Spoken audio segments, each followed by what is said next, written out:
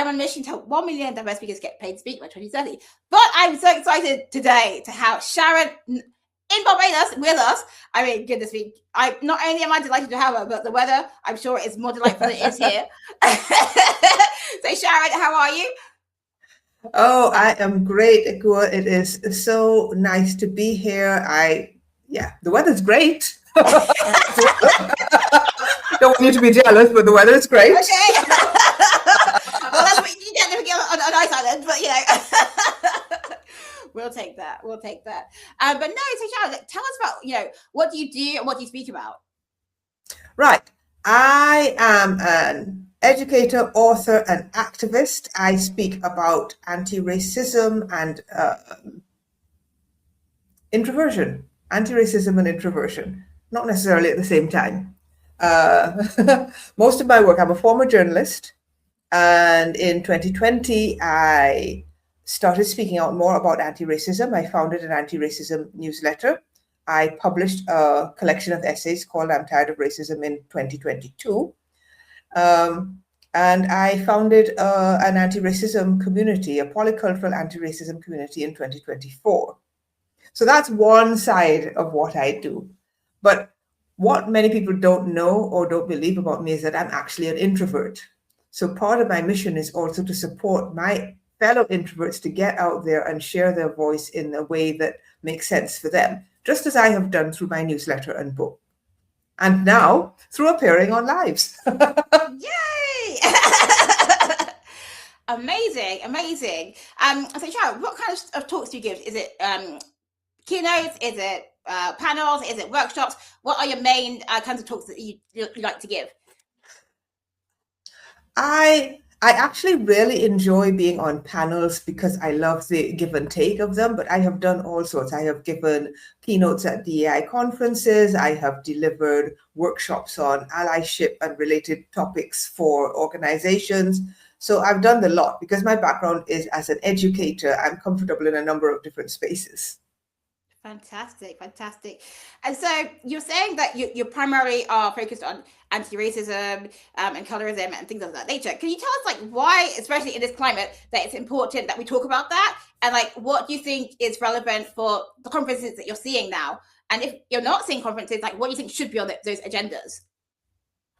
Well, absolutely. I think it's more important than ever to talk about these topics. I talk about them because I think it's really crucial to have people hear from people who have experienced racism, who have experienced discrimination, and, to make it real for them and to really encourage people to walk in somebody else's shoes for a little while so that then they're motivated to do something about it.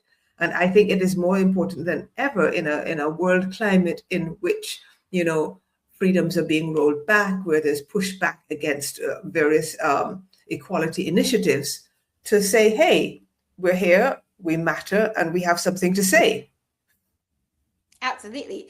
And so just picking up on this point of, being here, being in the room, being advocates and being more vocal, how do you broach that point about it being an uncomfortable subject to talk about, especially in a climate where people are scared to talk? I really love your thoughts and perspective on, how people can join the conversation in what I'm going to put, quote unquote, a safe way. Or is it even a safe way? I think it's more... I don't think we can ever guarantee safety, but, it is possible for us to be brave about tackling things that cause discomfort and to sit with that and think, okay, well, why am I feeling uncomfortable? Is it because ideas that I had taken for granted and never questioned are now being questioned? Is it because there's something to learn here? And so I really encourage people to sit with discomfort and understand what that discomfort is telling them, I think it's really important for us all to do that. And, we all have areas where we could stand to learn a little more and do a little better. Okay. And this is a big one. And I think it matters to so many of us in the world. Exactly. And I was wondering, because, it is, a uncomfortable subject. I'm not, let's just face it, it's not something that everyone's going to be wanting to be talking about every day. So do you think that there are particular phrases that are best used? Do you think that, we are supposed to use, like, what kind of language do you think is best in it when you want to approach this, and how can they approach it in a way where they are being collaborative and there's no like blame or shade? It's more about exploring. How can people, basically bring together a conversation to explore what's something that's uncomfortable around this topic? I think it's really important for us to understand where people are coming from, to listen to where they're coming from, and to find those points of connection. That's what I do in my work, in my speaking, in my facilitation, in my community building. Find those points of connection and move from there. Have the bravery to realize that sometimes things are going to be uncomfortable, but they're worth talking about, and it's worth making that change. I have seen so many people that I've worked with over the years come to epiphany, suddenly realize that there's something that they had taken for granted that they could approach differently, and then change what they're doing, and then take that new realization out into their communities. So you have a ripple effect of change. And I think that's really important. And the blame and the shame and the guilt don't actually get us anywhere.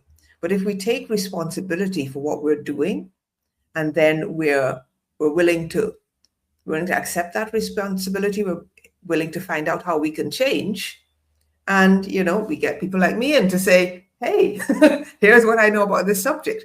Because I don't just speak from the perspective of someone who has experienced racism.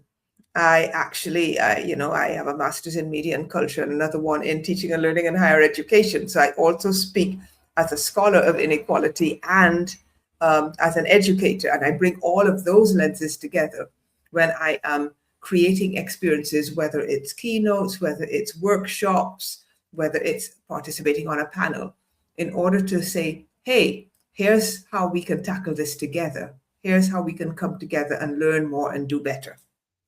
And do you have a particular framework that can help people raise their consciousness or awareness? Or how is it that you lead them to be able to identify potentially where they have been blind to some of the things that they may have just been accepting? They may not have known better. I lead with humanity, right? And empathy. That's where I start. And, I haven't put it together in a particular framework, but I know that it works through having done this work over several years now, that listening to understand, finding the point of connection, and then doing a quick reframe so that people can see another point of view is a very effective way to create change within people. And then those people take that change out. There's nothing that makes me happier than to hear, as I've heard so many times, oh, you made me think completely differently about this, and I'm telling everybody. That is brilliant. And do you have a particular questions that help people to be able to think differently? I actually would like to quote my friend, Linda Berberick, who says, who asked two very good questions that she shared within our community, which is, who told you that and why did you believe them, or why did you believe it? And so that can help people to unpack a whole lot of things. Right? I have asked, I remember in one of the sessions that I was leading, I asked people, because it was a mixed group, when did you discover your racial identity? It was a very interesting question. People who were Black and of the global majority discovered it quite young. People who were racialized as white discovered it quite late because it wasn't something they'd had to think about. But even just asking questions like that force people to think, oh, wait a minute, I'm part of this too. I have, those are powerful questions. And so I can't say that I have a standard set of questions that I use, because every group is different and every person you engage with is different. Amazing. Just to say, we have Keiko. I do apologize if I mispronounced her name, but thank you for joining us and engaging. Keiko is saying she's agreeing with what you're saying, Sharon. She's also saying, I'm quoting you, saying, I lead with humanity and empathy, listening to understand, and then doing a quick reframe so people can see a different point of view. and she congratulates you on this viewpoint. So thank you for engagement, Keiko. We appreciate that. Thank you, Keiko. Much appreciated. Indeed. So Sharon, let's move into thinking about visibility and the recent challenge that you're on. First of all, why did you decide to join this challenge as someone who's already been posting and already been out there, who's got an award-winning book and community? Why did you join this challenge? I joined this challenge because becoming a paid speaker has always been, no, not always. Within the last couple of years, I thought this was something that I wanted to achieve. And it's not that I had not been paid to speak before, because I have. And as you say, I've been out there. Yeah, but I wanted to learn from an expert, and I wanted to boot myself a little bit out of my comfort zone by trying something different. And this challenge, because it was starting at the start of the year, it seemed a good time to put a new focus on it and really commit to that as a goal. And so, like, when you approached it, did you actually take time to prepare, or did you kind of, were you like just going straight from, okay, I see the prompts because the prompts were given to you, and you were just like, I know what to do, I'm just going to start, or did you take that time to prepare and just, that helped you, if that's your approach? I actually prepared in advance. When I first signed up for the challenge at the end of the year, I went back through many of the events I'd spoken at, some of the podcasts I'd been involved with, and I pulled out topics that I covered regularly. Mm-hmm. And then I did some searching to find out, because I'd be like, I don't know what it's like for other people, but if you're out there and you're talking and you're writing all the time, sometimes you forget what you've said. Yeah. So I did a search. I searched to say, okay, well, what have I actually said about this before? Yes. This is something I still believe. How could I talk about this today? And I actually pulled out, I started with 5 topics and ended up with 7. Wow. And I did brief outlines. Mm-hmm. And then I went back in and I looked at the prompt questions and started preparing. So I answered all the prompt questions for all of the topics. So I still have some content I haven't posted. And that's the great thing, though, because like you can repurpose what you did in the challenge. What worked, you can reuse and have different spins on it. And that's the great thing about like when you spend like 7 days like we did in this challenge. There's so much you can repurpose. Because it's not about reinventing the wheel. It's actually about being able to slice and dice. And that's the thing I want to remind people, that as much as we, can sometimes be tempted to think, oh, what do I post? If you spend time thinking about what are you passionate about talking about and how do you want to, what the goals that you're seeking, then you can, batch in some ways content ideas so that you can, dip in and out and have always something on the go. Because one of the things our coach mentor says is like, you're going to have days where you don't feel like posting, or feel like showing up, or feel like doing what you got to do in your business, but actually we still can't keep going. And on those days, you need to be able to go into your file and be like, I've already got something. I'm just going to whip that out and actually put that out. And so, Sharon, absolutely. Yeah. Go ahead. No. It's because one of my other hats was helping people create content and so on, and I talk a lot about repurposing. Right? Create once, use many times. Yes. Okay. So it dovetails quite nicely with what you've just said. Yes. No, I agree. And so, so tell us a bit more about, what did you find in particular about posting about paid speaking for a whole week? Like, were there any point you felt icky, or do you feel confident, or like how were people responding when it was literally wall to wall paid speaking content? I did wonder how people were going to respond, but it was interesting actually, because it brought out a part of me that doesn't come out very often, and I was a lot more direct. I mean, I think of myself generally as being direct, but I was even more direct in terms of speaking about these topics that matter so much to me, and then saying, oh, this is something that I speak about. The one that was the most challenging for me was the one where we had to speak about, why people should hire us. What are our creds, right? And that feels a little weird, as a woman, as as a Brit, bigging yourself up is not really necessarily something that you're socialized to do, right? But I was very happy when I had done it. I thought, actually, I'm happy. It's finished. When I put it all together, I thought, wow, if I saw that and that was the profile of somebody else that I was considering hiring to speak, I would think that was quite impressive. So it was a good exercise and an ego boost in a way, but more in terms of thinking, oh yeah, okay, yeah, I belong on this stage. And it was interesting. I got some good responses to my posts. The different ones. I got great responses to the one about colorism, which was one of the topics I posted about, not just in the comments, but lots of DMs as well, and also about performative allyship. And that one actually led to someone approaching me as a possible speaker within the next couple of months. Well, that is exciting. So off one post, someone read that and was like, yes, Sharon's for me. Yeah, absolutely. And I thought, wow, so, it really was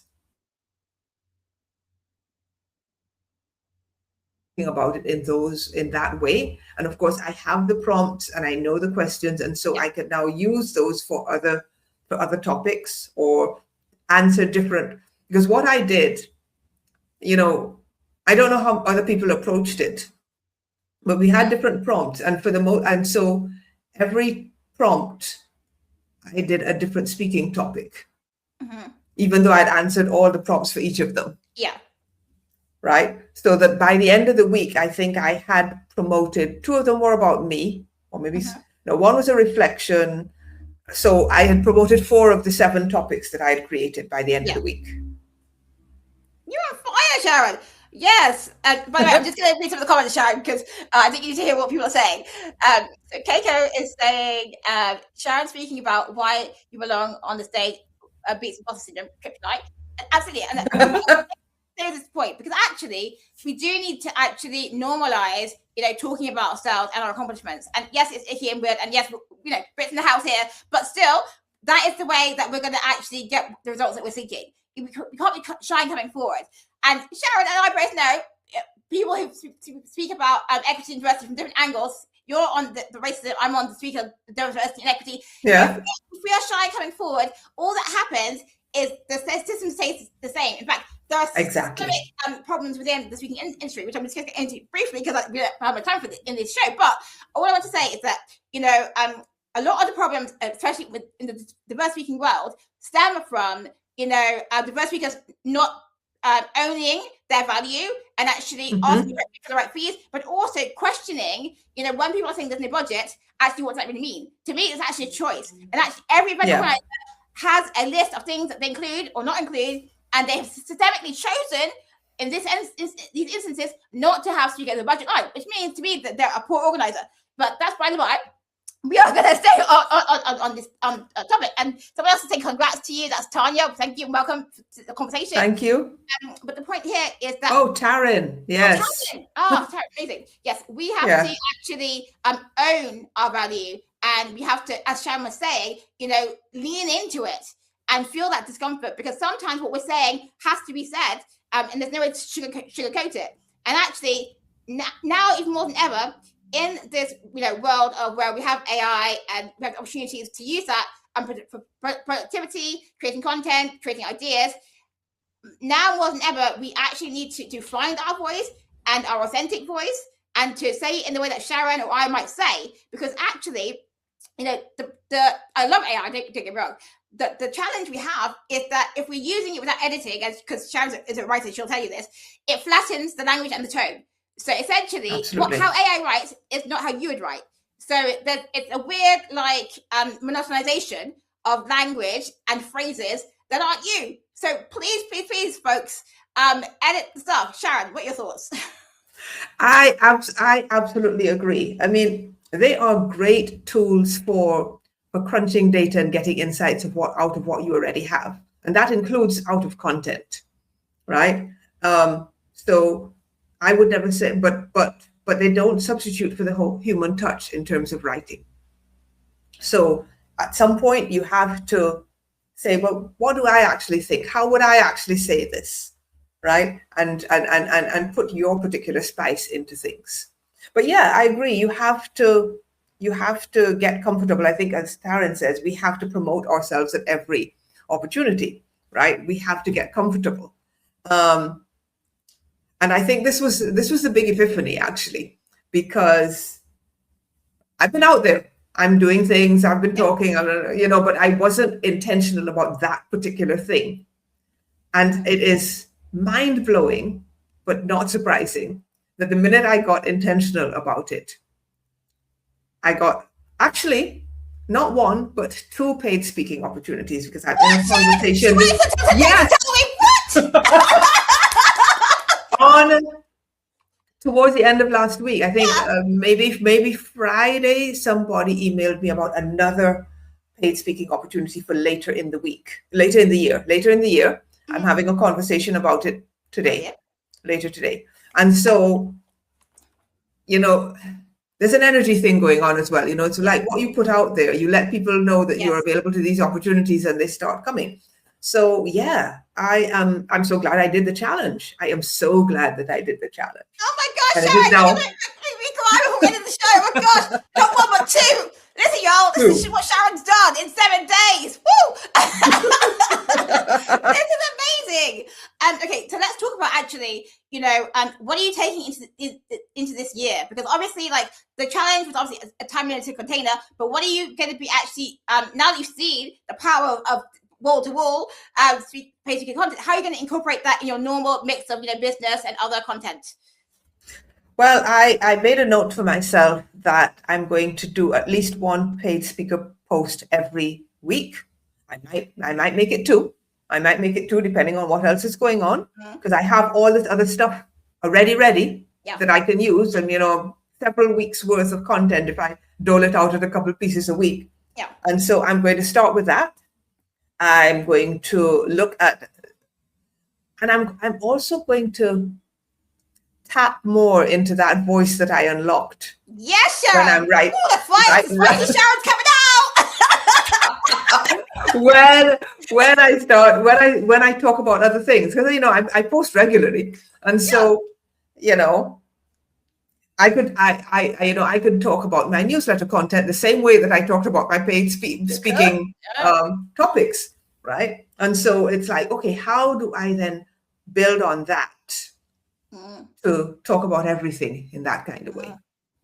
Right, to bring out that other voice that doesn't come out so often. Exactly, because it's that mindset and the energy that we created in the challenge. You can apply it to the other parts of your content and the things, messages that you want to share in the world. Yeah. Because it's not limited to that, but obviously that was the context in which we built this thing. But actually, it's more widely applicable, and I'm so glad that you see that this can be like a really powerful engine for you to actually generate more newsletter subscribers, opportunities for your programs and other offers that you're having.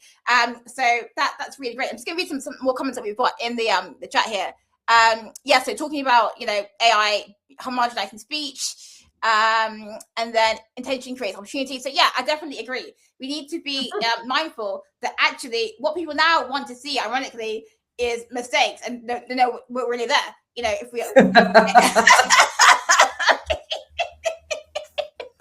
because AI is too perfect, and they want to hear your phrases and your spiciness and what you really think and feel, because the one thing AI doesn't have is our unique experiences, our lived experiences. Absolutely. Exactly. We can only tell it and train it. And the other thing is that it has no emotion or feeling.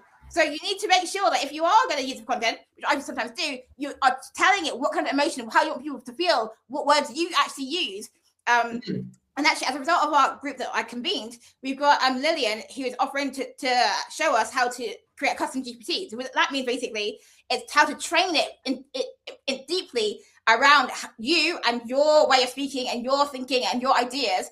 And so, those who are interested in that are going to convene into a special group. But Sharon, before we close, I want to just remind everyone again what are your topics and how can they get in touch with you. So yes, my topics are antiracism, including colorism, allyship, pretty much any anti-racism topic, really. Introversion. I'm actually also very comfortable talking about self-publishing, newsletter creation, and you can reach me on sharonhh.com, and I am on LinkedIn where my handle is SharonHH. Okay, amazing.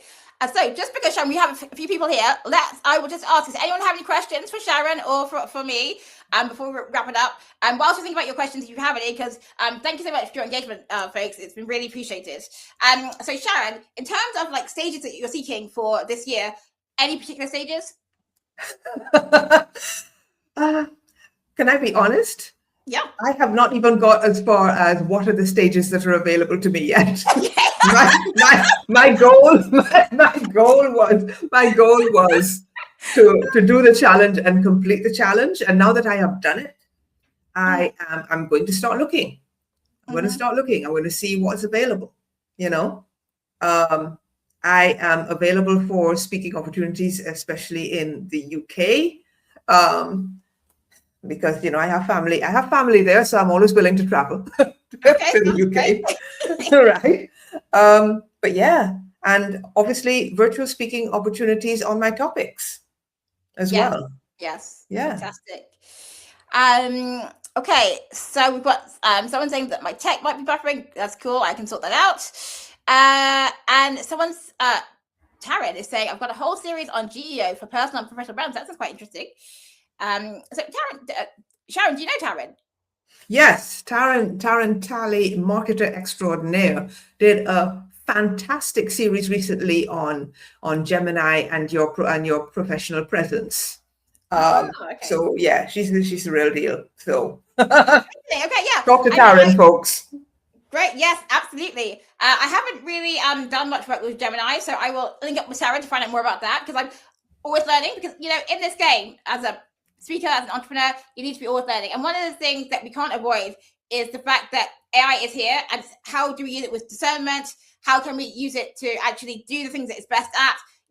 Whether if you want to use it for ideation, content creation, or even actually messages, it's actually good because it was speakers and pitching. We need to send a lot of messages, and we can standardize some of those initial contacts before we get into any negotiations. It's useful and helpful to use it for those kinds of things. So Sharon, let me ask you one final question, and that is, with all that you've learned in our 7 days together, why are you now thinking about visibility differently, and what are you going to do that's going to make sure that you embed this for the rest of the year and not just like this January? Well, I have already gone back to the content that I prepared. I have looked at it. I've thought, okay, some of this is definitely going to go into my content calendar.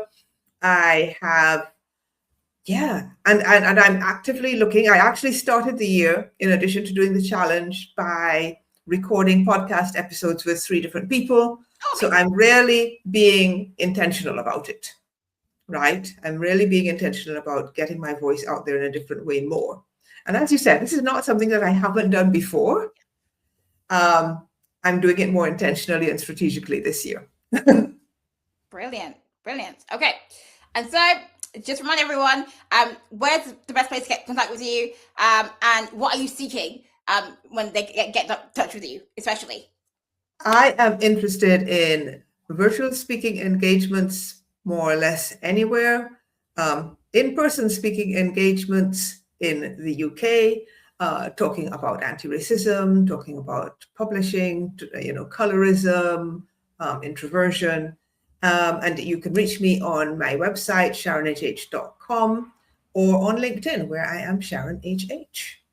Well, brilliant. Well, thank you, Sharon. This has been a delight. Not 1 vote, but 2 speaking engagements after 7 days. I mean, we can't say and get any better than that, right? It is fantastic. It is amazing. So I would definitely say to people that if they have been hesitating about doing your next paid speaker visibility challenge, they should not wait. It's coming for March. But yes, visibility does pay. Like, we have literally demonstrated in 7 days what it can do for you, you know. And even people who were not as consistent as Sharon, let's just briefly mention that, because I think people might think, oh, but Sharon was already posting, and Sharon already had the history, and Sharon's, you know, famous, and Sharon's award-winning. Okay, yes, Sharon is amazing. We love Sharon. But I also want to briefly mention Nafisa. So Nafisa, again, is an expert in the field, been a speech and language therapist for 20 years, and hadn't been posting for about a year on LinkedIn. Joined the challenge. She posted for 7 days. And just like Sharon, she had people reaching out for offers of work in her area and potential speaking opportunities in her area. So the point here is, you know, even if you've taken a break and you come back, people are still watching and lurking. In fact, Sharon, what is your view on lurking?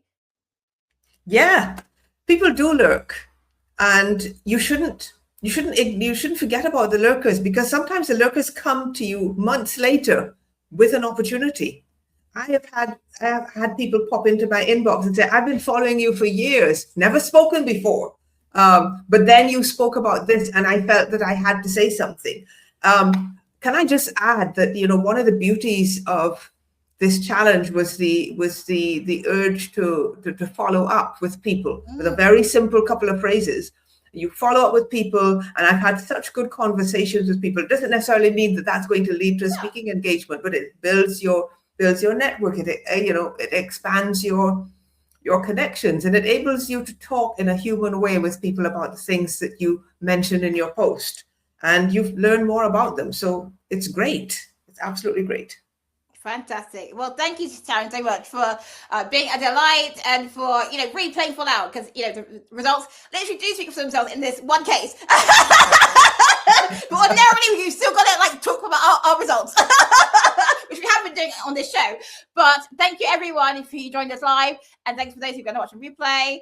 And yes, we will see you again on these shores soon. All right, take care, everyone. Bye.